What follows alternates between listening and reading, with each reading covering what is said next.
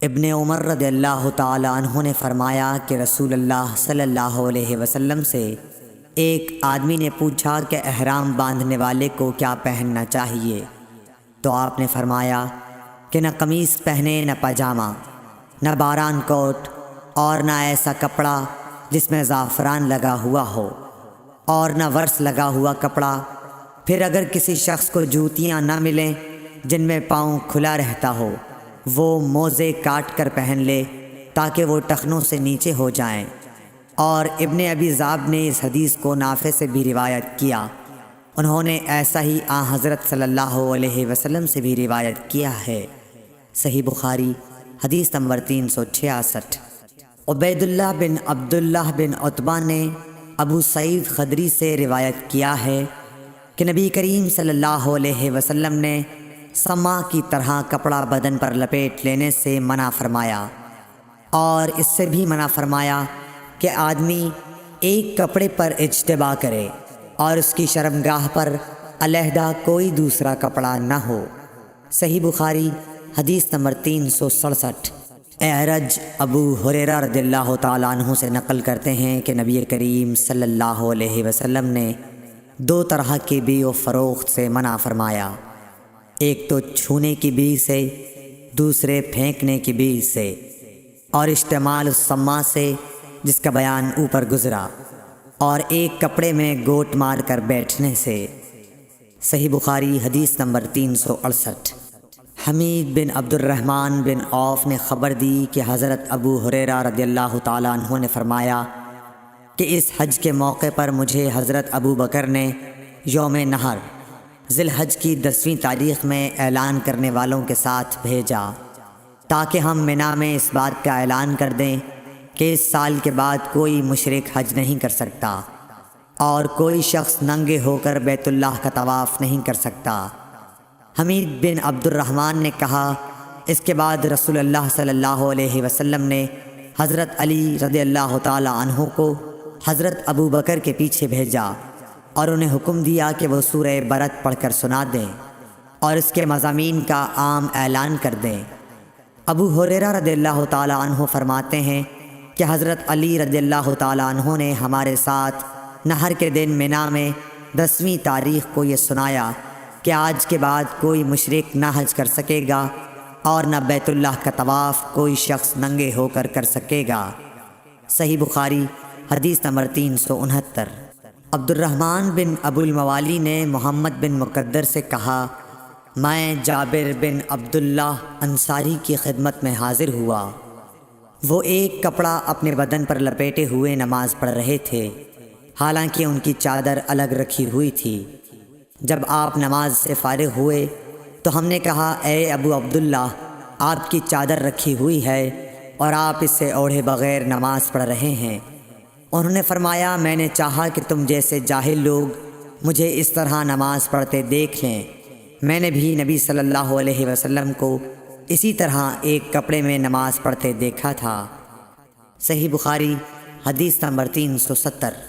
عبدالعزیز بن صہیب نے انس بن مالک رضی اللہ تعالی عنہ سے روایت کی کہ نبی کریم صلی اللہ علیہ وسلم غزوہ خیبر میں تشریف لے گئے۔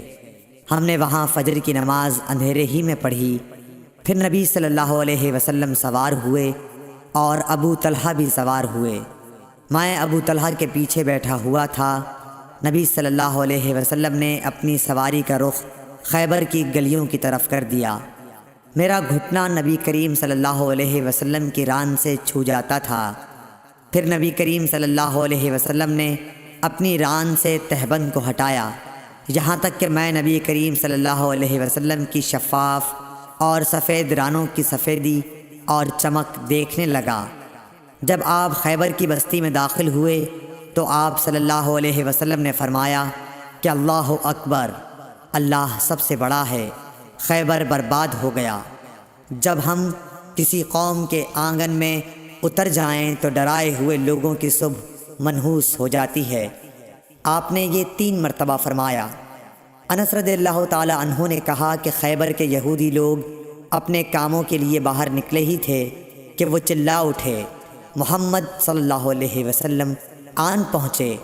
اور عبدالعزیز راوی نے کہا کہ بعض حضرت انس رضی اللہ تعالی عنہ سے روایت کرنے والے ہمارے ساتھیوں نے والخمیس کا لفظ بھی نقل کیا ہے، یعنی وہ چلا اٹھے کہ محمد لشکر لے کر پہنچ گئے۔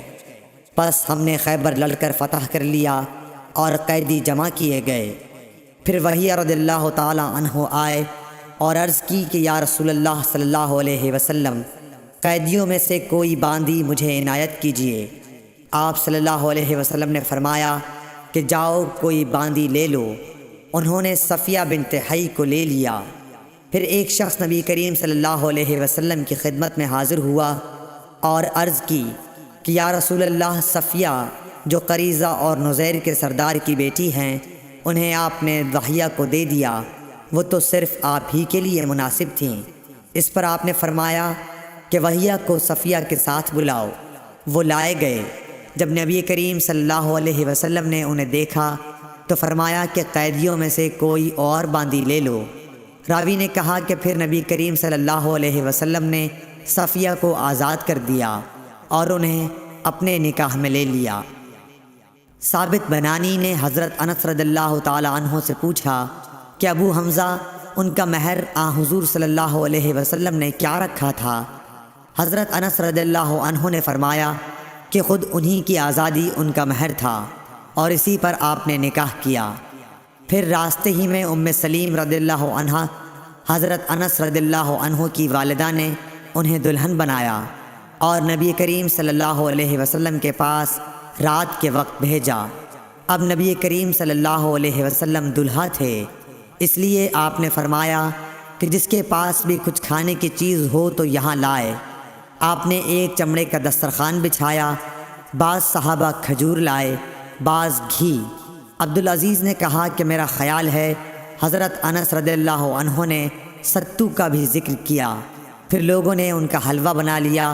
یہ رسول اللہ صلی اللہ علیہ وسلم کا ولیمہ تھا۔ صحیح بخاری حدیث نمبر 371۔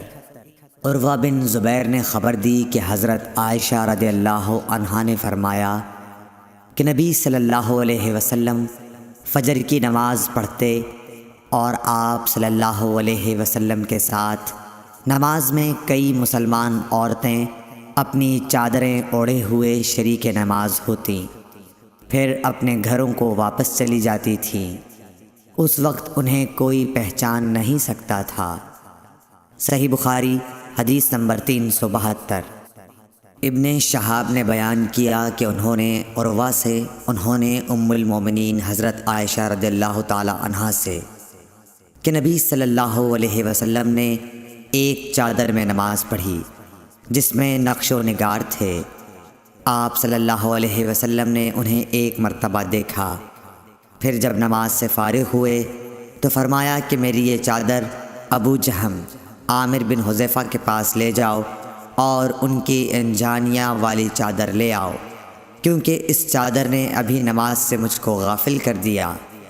اور حشام بن عروہ نے اپنے والد سے روایت کی، انہوں نے عائشہ رضی اللہ عنہا سے کہ نبی صلی اللہ علیہ وسلم نے فرمایا کہ میں نماز میں اس کے نقش و نگار دیکھ رہا تھا، پس میں ڈرا کہ کہیں یہ مجھے غافل نہ کر دے۔ صحیح بخاری حدیث نمبر 373۔ عبدالعزیز بن صہیب نے انس رضی اللہ عنہ سے نقل کیا کہ حضرت عائشہ رضی اللہ عنہا کے پاس ایک رنگین باریک پردہ تھا جسے انہوں نے اپنے گھر کے ایک طرف پردے کے لیے لٹکا دیا تھا۔ آپ صلی اللہ علیہ وسلم نے فرمایا کہ میرے سامنے سے اپنا یہ پردہ ہٹا دو، کیونکہ اس پر نقش شدہ تصاویر برابر میری نماز میں خلل انداز ہوتی رہی ہیں۔ صحیح بخاری حدیث نمبر 374۔ عقبہ بن عامر نے کہا کہ نبی کریم صلی اللہ علیہ وسلم کو ایک ریشم کی قبا تحفے میں دی گئی، اسے آپ نے پہنا اور نماز پڑھی، لیکن آپ جب نماز سے فارغ ہوئے تو بڑی تیزی کے ساتھ اسے اتار دیا، گویا آپ اسے پہن کر ناگواری محسوس کر رہے تھے۔ پھر آپ نے فرمایا یہ پرہیزگاروں کے لائق نہیں ہے۔ صحیح بخاری حدیث نمبر 375۔